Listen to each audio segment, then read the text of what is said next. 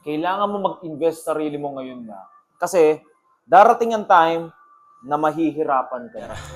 Pinabilog-bilog ko ang tao, ayaw magpasakop sa mga bobo. Gusto ko lang salohin ang mga pera ko, ayoko lang sila isabit sa mga pangarap ko. Bakit ko nasabi na mahihirapan ka soon? So, bago ang lahat yun, no? Gusto ko sabihin sa inyo, sa lahat ng mga nanonood, na itong gagawin ko ngayon ay huling workout ko na to. Hindi na sana ako mag-video, pero realize ko, marami nanonood na fella. Na kahit mga, sa lahat ng mga nanonood na minamaliit yung viewers ko na, ilan ba viewers mo? 300, 200 lang naman. Sa classroom, ilan ba kayo? 50, 30? Isipin mo, nagsasalita ka sa harap ng classroom. Ng 30. Nararamihan ka na ron. Sa akin, 300, 200. Para sa akin, malaking bagay na yun. So, shoutout din sa lahat ng mga nanonood dyan, no? 100 plus na subscriber na tayo. So, isang karangalan sa lahat ng mga fellas.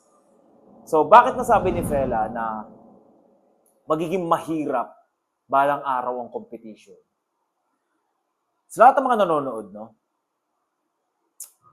Darating ang time na tatalino na ang mga tao. Kasi, kung mapapansin mo na itong mga kamakailan lang, no? Dati, konti lang kaming gumagawa ng men empowerment. Ng mga nagtutulak na mag-workout ka, magtrabaho ka, mag-business ka, mag-invest ka sa sarili mo. Konti lang kami nagsasabi nun dati. Pero ngayon, sobrang dami na. Marami nang nakapag-isip, marami nang nakakuha ng gem, marami nakakuha ng wisdom. Dahil sa mga pag-share ko, sa pag-share din ng mga iba't ibang mga G's, mga astig. So marami naka-pick up, marami naka-gets, marami nag-invest, marami nagpalupit, maraming yumaman, maraming lumupit, maraming bumurog, maraming sumeksi, maraming chumix. Sa madaling salita, fella, ay dumaming tumalino. Itong mga paparating pa na 5 taon o 10 taon, sabihin ko sa iyo ay yung mga tao ay patalino ng patalino. Kung mapapansin mo yung mga Amerika, no? Pagdating sa mga black o sa mga ibang bansa, sa mga Amerika, no? Papansin mo, normal na sa kanila ang malaking katawan. Darating yung time na dyan sa Pilipinas ay magiging normal na ang magiging pagpapalaki ng katawan. Hindi na big deal. Ngayon, sabihin ko sa iyo ay mag-invest ka na simula pa lang ngayon. Kung napapanood mo si Fela or marami nang dumadaan sa mga TikTok mo na sinasabi na mag-workout ka, unahan mo na.